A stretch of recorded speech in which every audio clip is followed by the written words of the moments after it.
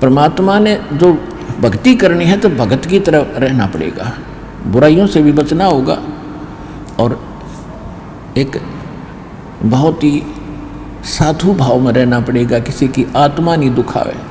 ठीक है, आपको धीरे धीरे सेट होने में टाइम लगेगा, जैसा भी जिसका व्यवसाय है अब वर्तमान में उसमें एक साधुता लाओ। जैसे कोई मजदूर है, सेवा कर रहा है किसी के और भगत हो गया तो वो तन मन धन से सेवा करे उस मालिक के उसमें, क्योंकि वहाँ से उसने रोटी मिल रही है।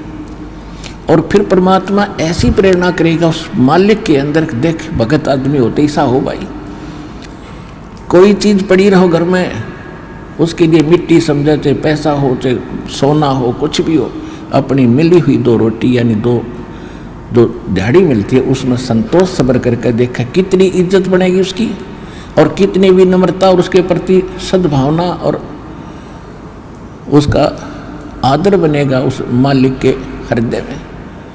इसी प्रकार अगर आप मालिक हैं, भगत हैं, आपके यहाँ कोई सेवादार सेवा करता है, उनको अपने बच्चों की तरह समझाए, उनको भगवान के बच्चे समझाए। वो बालक सेवा कर रहे हैं, भगवान के बच्चे हैं, उनको प्यार दे और उनके साथ कोई ऐसा गलत बर्ताव नहीं करे। और फिर कुछ दिनों में उनके दिल में ऐसी भावना होगी, परमात्मा दोनों तरफ रोल करता है, जब हम मालिक के अनुसार चलेंगे फिर उन बच्चों में भी, उन सेवादारों में भी ऐसी भावना भर देगा भी हमारे जैसा नालायक नहीं, इसे ऐसे भले आदमी के घर में रामून 21 कराएंगे, सेवा में मजदूरी में 21 काम कराया करेंगे भाई। तो इस तरह कितना अच्छा माहौल बनेगा। और हम जैसे मालिक तो समझता है कि न रुपये पैसे दो 100 रुपये और काम खींचूँ 1000 का, और मजदूर क्या समझते हैं, रुपये लेवा 500 और काम करा 100 रुपया का। दोनों की नीयत खराब और दोनों दुखी, कर्म भी बिगड़े, टेंशन बनी रहे। तो इस प्रकार हमने अपने इस अंतःकरण के अंदर एक साधु भाव लाना पड़ेगा और तब हम देखना आपका वातावरण कैसे बदलने लगेगा, कैसे बदलने लगेगा, पूछो मत। तो तब हम यहाँ भी सुखी होंगे, आपको चिंता नहीं रहेगी कि वहाँ सेवादार सेवा कर रहे हैं, वो अपने तन मन धन से सेवा करेंगे, भगवान से डर के वो भगवान से डरने वाले हो जाएंगे, फिर बातें खत्म हो जाएगी। अब तो आग लगी पड़ी है, रिश्वत ले ले, यूँ ले लूँ, फलान करूँ, जब करूँगा तेरा काम धर दे 500 रुपये, और उधर से 500 ले लिए, डॉक्टर के जाकर 1000 लग गए, वो 500 भी गए, 500 अपनी तनख्वाह में तो गए। अरे वो पाप कर्म जो कह दो धरे के धराए रहेंगे, फिर गधा बन के पूरे करेगा जिससे रिश्वत ली है। तो इसी विघ्न में पैर दो मत, ये भगवान बताना चाहते हैं।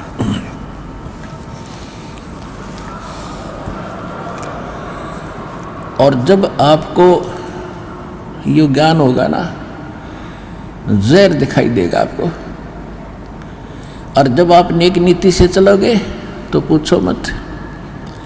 अब दास बहुत देखता है, एक छोटा सा बच्चा ने बोला जी 55 रुपये पाए मैंने पड़े,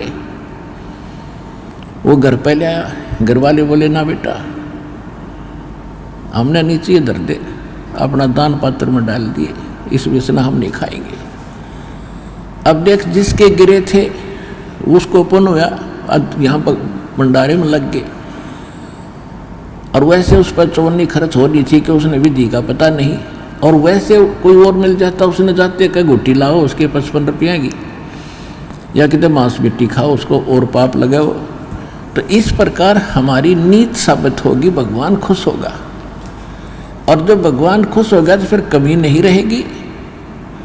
हमने परमात्मा को प्रसन्न करना है, और परमात्मा प्रसन्न होगा तो फिर कमी किस चीज की, फिर तो क्या बताते हैं परमात्मा,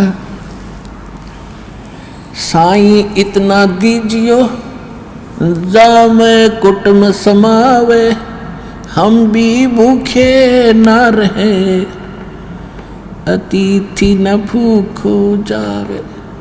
इससे अधिक मांगना इस काल की जेल में हमारी महामूर्खता है कि इतना ही मांग लो बस तुम, इसमें सब कुछ मिलेगा, क्योंकि ये कलयुग है और कलयुग में मशीनरी जरूरी होगी, तो आप इतना ही मांगो जा में कुटुंब समावे, यानी रिक्वायरमेंट ऑफ द फैमिली, परिवार की आवश्यकताएं ये है जा में कुटुंब समावे, और हम भी भूखे ना रहें और अतिथि न भूखा जाए। फिर देगा आपको, और फिर रहो मालिक के वचनानुसार चलो। फिर कैसे, जैसे परमात्मा कहते हैं, चिड़ी चोंच भर ले गई, नदी न घट्यो नीर, दान दिए धन घटे नहीं, यूं कह रहे साहिब कबीर। परमात्मा अपना साइन कर रहे हैं इस वाणी को बोल करके, कह रहे साहिब कबीर कि दान करने से धन नहीं घटेगा, ये नियम है ईश्वर का, परमेश्वर का। और दान सुपात्र को करे, गुरु बिन माला फेरते, गुरु बिन देते दान, गुरु बिन दोनों निष्फल हैं, चाहे पूछो वेद पुराण। देते को हर देत है, जहां तहां से आण, अण देवा मांगत फिरो, फिर साहिब सुने ना कान। अब परमात्मा ने एक भूमिका करके दिखाई हमारे को कि साईं इतना दीजियो जिसमें कुटुंब समावे। एक धानक, एक जुलाहा, सुबह से लेकर शाम तक एक बारीक बारीक तार इकट्ठे करके धागे और कपड़ा बुनता है।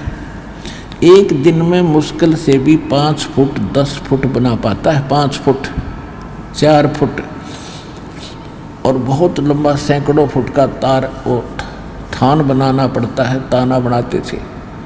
वो हफ्ते में पूरा होता। उसकी जो मेहनताना मालिक को मिलता, उसमें से अपने परिवार के लिए जो आवश्यक सामग्री थी, खाद्य पदार्थ लाते, और शेष बच जाते उसको सत्संग और भंडारा में लगाया करते थे। इस प्रकार परमात्मा हमें उदाहरण देते हैं कि इस लोक में आप भगवान की भक्ति अवश्य करो, पूर्ण संत से प्राप्त करके, फिर परमात्मा एक्शन में आवेगा। और वैसे आप ये फार्मूले अपनाओगे तो सफल नहीं हो पाओगे, क्योंकि फिर आपके साथ काल रहेगा, ये मन है, और केवल वर्क डन मिलेगा आपको। यहाँ वर्क से भी अलग मिलेगा आपको, किस्मत से भी न्यारा देगा परमात्मा, क्योंकि हम परमात्मा से कुछ और मांग ही नहीं रहे, इतना ही मांगते कि हमारी भक्ति बनी रहे और हमें कोई आवश्यक वस्तु का अभाव ना हो, बस इतना सा।